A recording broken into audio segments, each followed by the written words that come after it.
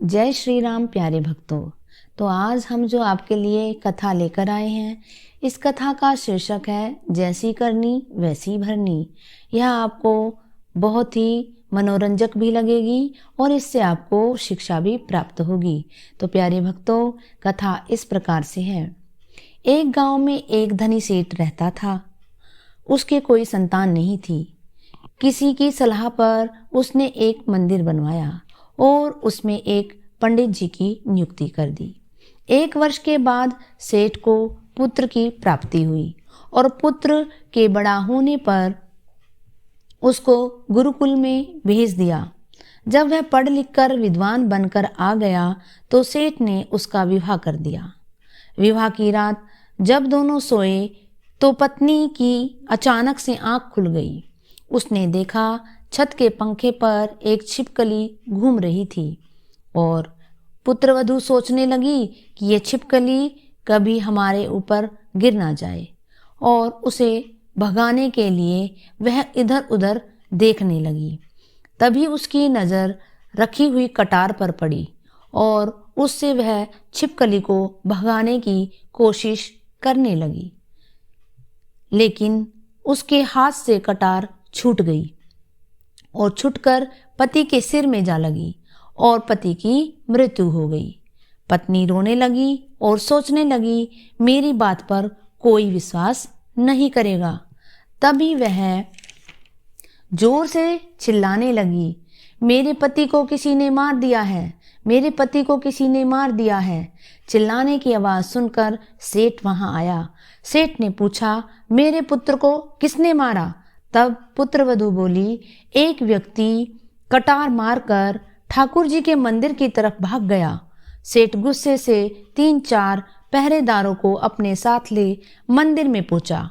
वहां देखा पंडित जी मंत्र जाप कर रहे थे। पहरेदार पंडित जी को बाहर लेकर आए और पंडित जी पूछने लगे, मेरी गलती क्या है?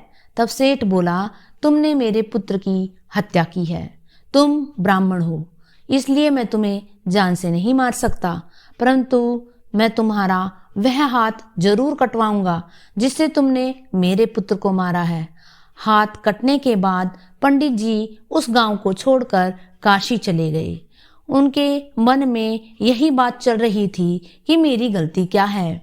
काशी में पंडित जी को एक ज्योतिष आचार्य जी के बारे में पता चला, जो कुंडली देखकर बता सकता था कि व्यक्ति का भूतकाल और भविष्यकाल कैसा रहेगा। पंडित जी आचार्य जी के घर पहुंच गए।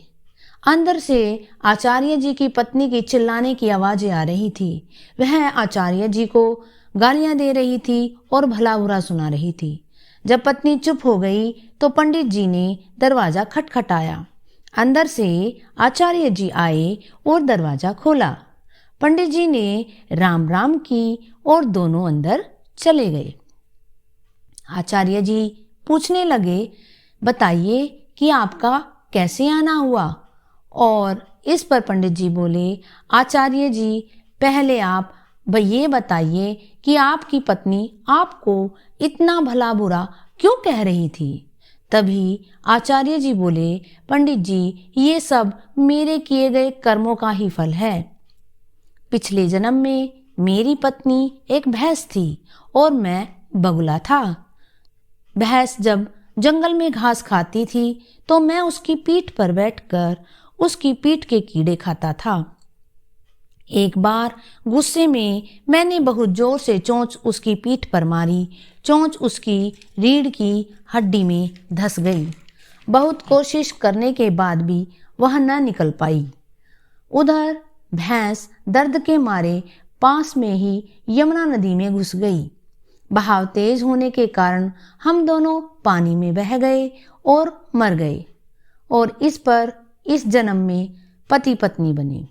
अब जब तक मेरे कर्म का फल नहीं पूरा हो जाता, ये मुझे ऐसे ही सुनाती रहेगी। अब आप अपनी बताइए।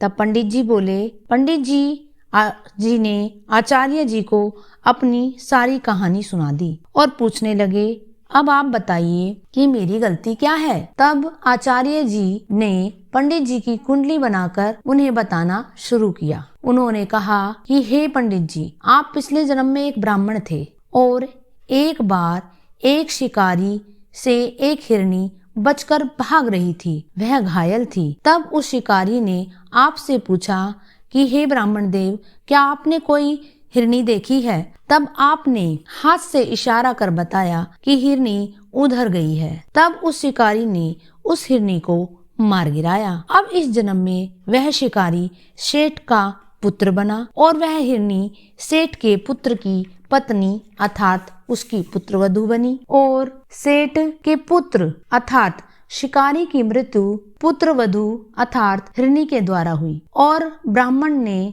जिस हाथ से इशारा किया था उसी हाथ को सेठ के पहरेदारों ने काट दिया। इसलिए पंडित जी, हमें जो भी कर्म करते हैं उसका फल अवश्य भुगतना पड़ता है। तो धन्यवाद मित्रों, यह कहानी यहीं पर संपूर्ण होती है। अगर आपको यह कथा पसंद आई हो तो कृपया लाइक कीजिए और सब्सक्राइब कीजिए और कमेंट भी अवश्य कीजिए। हम आपके लिए ऐसी कथाएं लाते रहेंगे। जय श्री राम भक्तों।